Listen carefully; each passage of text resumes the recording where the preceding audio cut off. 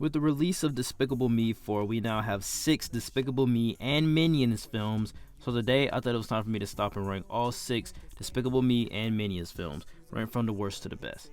Please know that everything that I will say in this video is just my very own opinion. My name is SDubNation, and you're free to comment down below your very own ranking of all 6 Despicable Me and Minions films ranked from the worst to the best, just like me. Or you could just do your favorite. You can just do Despicable Me, you can just do Minions, whichever one you want. Comment down below in the comment section. Please don't forget to check out that Twitter. That link is in the description, along with that TikTok link.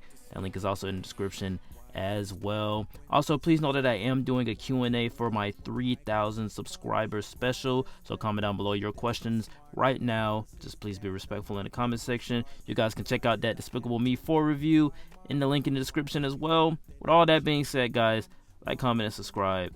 And let's get right into our ranking. Kicking off our list at number 6 is Despicable Me 4. This is the newest addition to the franchise. This is just a total misfire to me.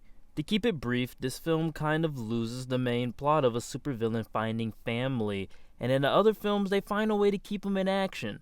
Unfortunately, this film is actionless, because majority of it is just a family adjusting to a new life. I've heard some complaints about it being overstuffed, and that's true.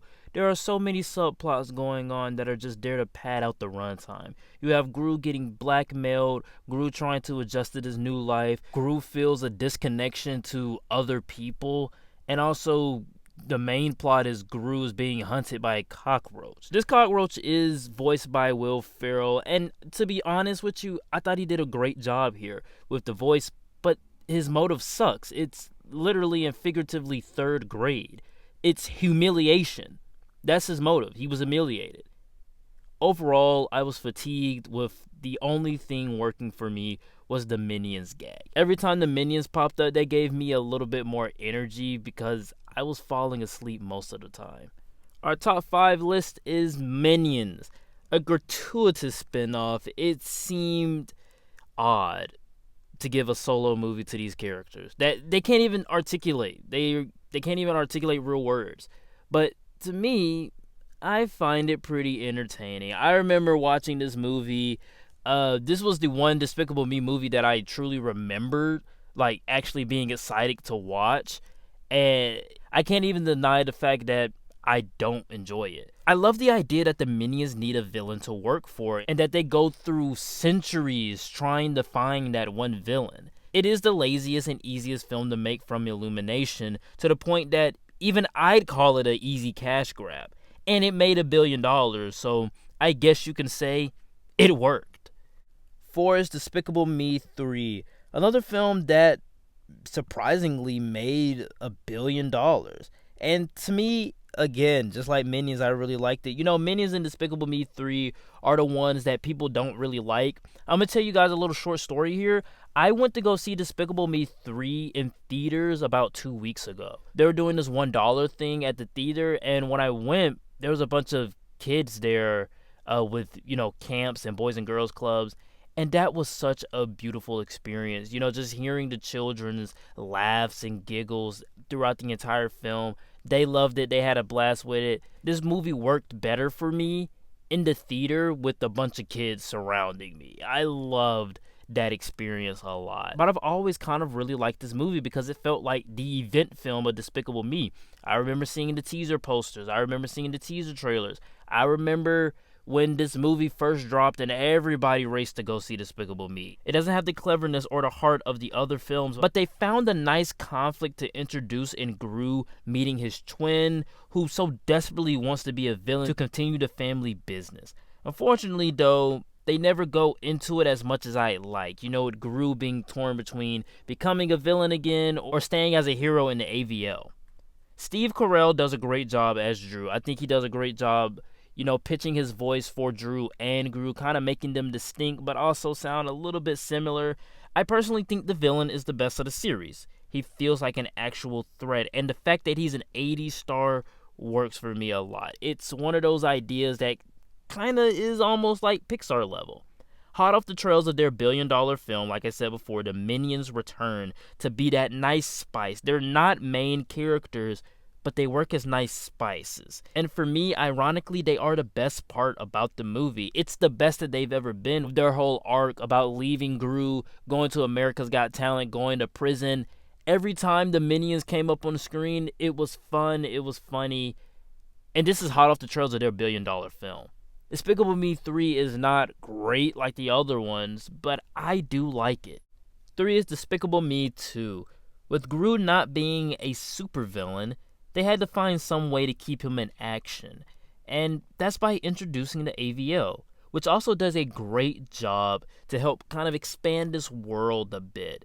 We're introducing new concepts, we're introducing new elements, and like I said before, it's all to keep Gru in action. Following the found family trope, they introduce a love interest in Lucy. That's kind of the polar opposite of Gru, but their chemistry kind of works in a sense. This is the most rewatched film on this list for me. I remember when this movie came out, it was huge then. It's still kind of huge now. So anytime I get to rewatch it and relive the memories of Happy playing on the radio a bazillion times, I'm telling you guys, in 2013, it was either Happy or Let It Go from Frozen. Those two songs played every day. During the daytime, it was Happy, all throughout the radio. And then during the nighttime, it was Let It Go. I would hear that song in Walmart. I would hear those songs at school. It was bad in 2013. But like I said, anytime I get a chance to relive those memories, I'm going to take it. Our runner-up is Minion's Rise of Gru. Boy, oh boy, what a comeback. Even if I really do enjoy the first film, I can admit that it's a cash grab. It doesn't need to exist. There's no reason for it to exist. In fact, no movie in the world needs to exist. No movie in the world deserves to exist. But Minions, the characters that can't articulate words, they get front and center. It's such an odd movie to make, right? So if the first film was a cash grab, doing a sequel would definitely fall in that category. Fortunately for us, the story is actually pretty great. It still focuses on Kevin, Stuart, and Bob, which I do like. I love the fact that these Minion movies kind of focuses on just these three Minions and, not new ones. But the main protagonist in this movie is Gru. They sort of take a coming-of-age underdog approach to his arc, showcasing his becomings of being a great supervillain. It's filled with mentors, supervillains, and just overall action. And it's the best animated film on this list for me. I think this is the one that I would rather rewatch the most out of all of them. Even though I love Despicable Me too, and I've seen it so many times, this is the one that I would rather pop in and just sit down and watch all the time. If my family members came over and said, hey, let's watch a Minions movie, I'm putting on Rise of Gru. I really do love this movie. And while it's their movie, the Minions are resorted to how they are in the first two Despicable Me films. They're nice spices, but they're not front and center except for Kevin, Stewart, and Bob. And I think that's perfect because essentially they can't have an arc. This long-delayed sequel turned out to be pretty great. But coming in at my number one is Despicable Me. It doesn't have the grandiose spectacle of the other films, but that's what makes this movie works. It sort of has this Pixar feel to it. It's about a villain who originally is extorting children, but finds out through the film that he actually cares for them. So he kind of becomes a father to them. It's about a villain becoming a dad. And that's nice. It's a found family trope that's emotional and kind of heartfelt. This world is interesting. The villains actually have a bank, and the Minions are so great here. They're nice spices. They're all in the background. They're pretty great. While I love the event film of 3 and just love 2, this first film is just unmatched on a thematic and story level. It's witty, it's heartfelt. I think it all works. This is why Despicable Me has to come in at number 1. Alright guys, that is it for the ranking. Please note that everything that I did say in this video was just my very own opinion, and you're free to comment down below your very own ranking of all 6 Minions and Despicable Me films, ranked from the worst to the best, just like me, or you could just do your favorite. Please don't forget to check out that Twitter and that TikTok link. Those are in the description, along with that Despicable Me 4 review.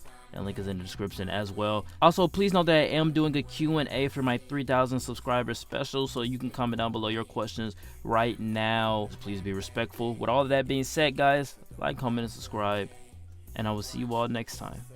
Peace.